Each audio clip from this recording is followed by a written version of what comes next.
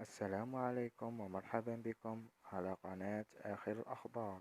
إن كنت من المشاهدين الجدد لا تنسى الاشتراك بالقناة وتفعيل زر الجرس ليصلك كل جديد. شكرا.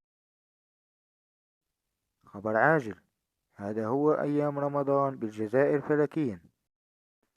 أصدرت جمعية الشعراء لعلم الفلك بيانا مفصلا يتضمن المعطيات الفلكية الدقيقة المتعلقة بولادة هلال شهر رمضان المبارك لسنة 1447 هجري و2026 ميلادي، موضحة الظروف العلمية لرصد الهلال وموعد بداية.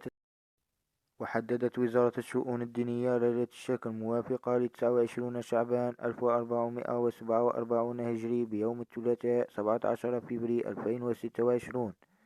أما اقتران هلال شهر رمضان 1447 هجري فسيحدث يوم الثلاثاء 17 فبراير على الساعة 1:01 حسب التوقيت المحلي.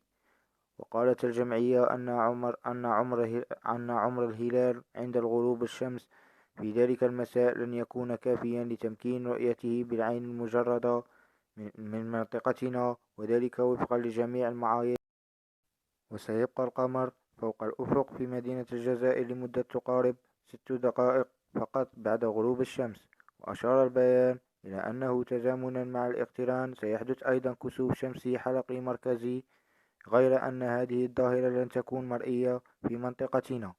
ورغم أن القمر سيكون فوق الأفق وقت الغروب، إلا أن الهلال لن يكون قد تشكل بعد بالقدر الذي يسمح برصده، وبالتالي سيكون غير مرئي حتى في أفضل.